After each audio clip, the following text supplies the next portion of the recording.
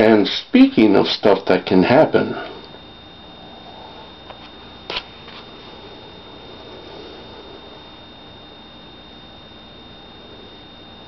don't think it can? Then you, my friend, have never been to West Virginia. Wrong Turn, classic flick. Wasn't a big fan of Part 3. Part 2 was passable, but Part 1 was definitely one to collect, one to keep. Starring Elijah Dushku, better known as the voice of Meg Griffin from Family Guy. Probably better known as the chick from 70s show. Anyway, this is some creepy stuff, man. Inbred West Virginian hillbillies, deformed, and on top of everything else, they're cannibals. They hunt man.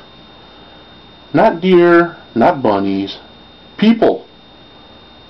Set up traps on the road and have them break down, and then they drag them off to their little hut in the woods and chop them up and put them in used Tupperware, of all things. The horrors. Basically, the story goes like this. There's a gentleman on his way from one place to another. He's traveling, and he's cutting through West Virginia, and he hits a traffic jam, so he decides to try and take a back road, which is always a formula for disaster in these movies. He stops at a gas station. He sees that he can't find a phone there. He has no reception on his phone, of course. So he sees a map and it shows a dirt road, so he decides to take that. He's trailing along at a nice clip, and he runs into some people, literally. Well, actually he runs into their car.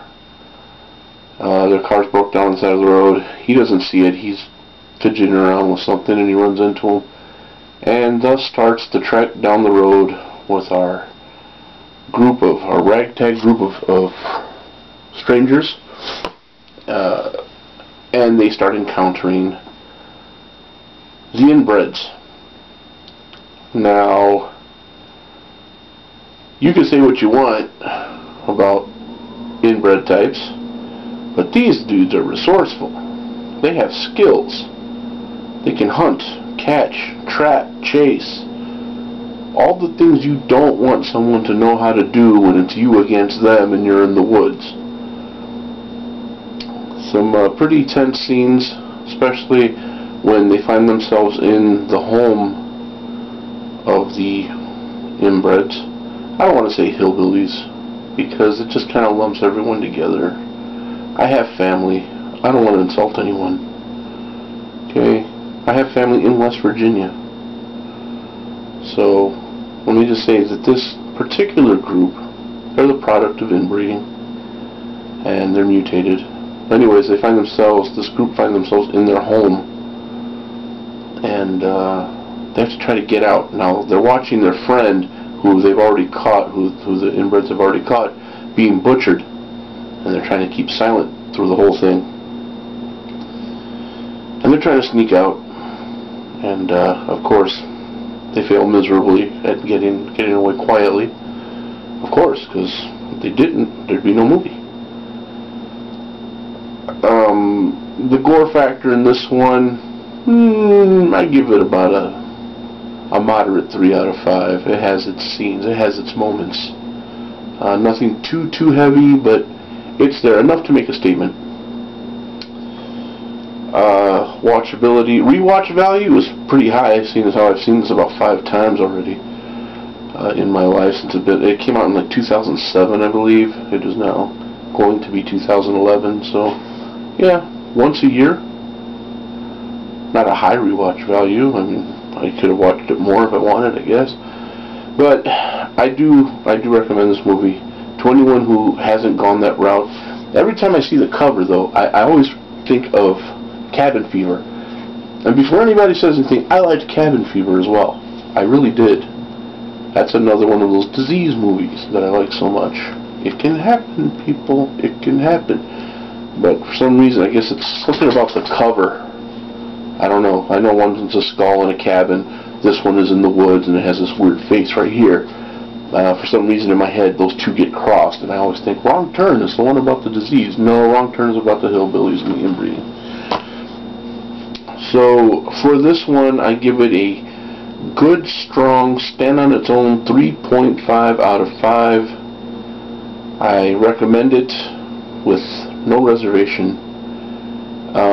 Saying it's not for everybody that goes for every movie. Not every movie is for everybody, so I won't even go that route and say it's not for everybody. No, it's not. Neither is The Sound of Music.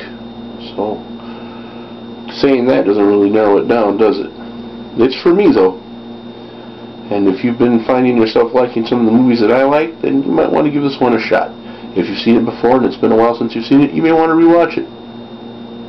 Why not? Introduce some friends to it. And then take a road trip down the backwoods of beautiful West Virginia. There's some really nice scenery in West Virginia. But those dirt roads can be a mother. I will be back with my next review, and I'm almost at the end, people. Almost at the end. I may squeeze in one more. If I finish in enough time, I will put in lucky number 13. 13 in 24 hours. Which I read is not really the record. I've seen there's been more movies watched in a 24-hour period. I could probably watch a whole bunch of them if I just watched nothing but Masters of Horror all day. That would be, what, 24 movies in 24 hours. Back to back to back to back to back. Nah. That's for somebody else. Thank you, guys. See you in a little bit.